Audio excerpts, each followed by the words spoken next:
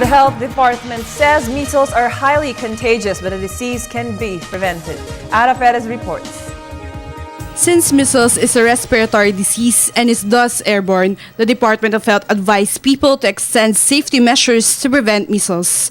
Symptoms of measles include red or swollen eyes, cough, colds, fever not below 40 degrees Celsius, bloodshot eyes, and seizures. After 2 to 4 days, rashes would begin to appear on the ears, face, neck, before spreading all over the body. Measles is already contaminous even without rashes. If the patient could not be brought to the hospital immediately, DOH suggested the intake of paracetamol instead of the herbal culantro or coriander, which is only effective when directly applied on the skin. Kung hindi nyo alam, pinapainom nyo siya ng parang asido. Okay? So nasusunog yun yung daanan ng pagkain o ng lalamunan po. Place a wet towel on the forehead of the patient to lower the fever. For colds, handkerchief is recommended. When about to cough or sneeze, the patient should place a handkerchief over his or her mouth to prevent the spread of bacteria to other people through the hands. In effect, DOH also recommends people to regularly wash their hands. Because measles also causes dehydration, DOH advised a simple solution with the combination of 1 liter of water, 6 teaspoons of sugar, and 1.5 teaspoons of salt to be taken by the patient. Vitamin A-rich food is also recommended, like fruits and vegetables.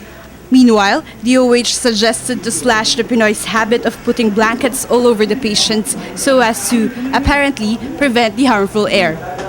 Yun po ang kwento ng pag-aalaga. At yung iba gustong binabalot kasi pang nahanginan daw, parang lumulubog daw yung tigdas. Hindi po totoo yun. So pinaliliwanag namin. DOH advised parents to hinder their children from coming to class if symptoms of measles are already prevalent.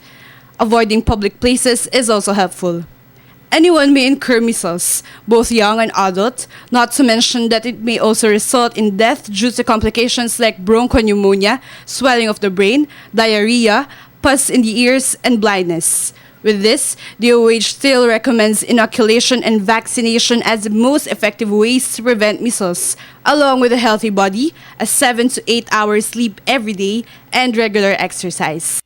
Unang-una, kung kayo po ay hindi pa nagkatigdas, hindi kayo nabakunahan kontra tigdas, pwede ho kayong mahawa. So may options ho kayo na magpabakuna within 3 days para wag kayong mahawa.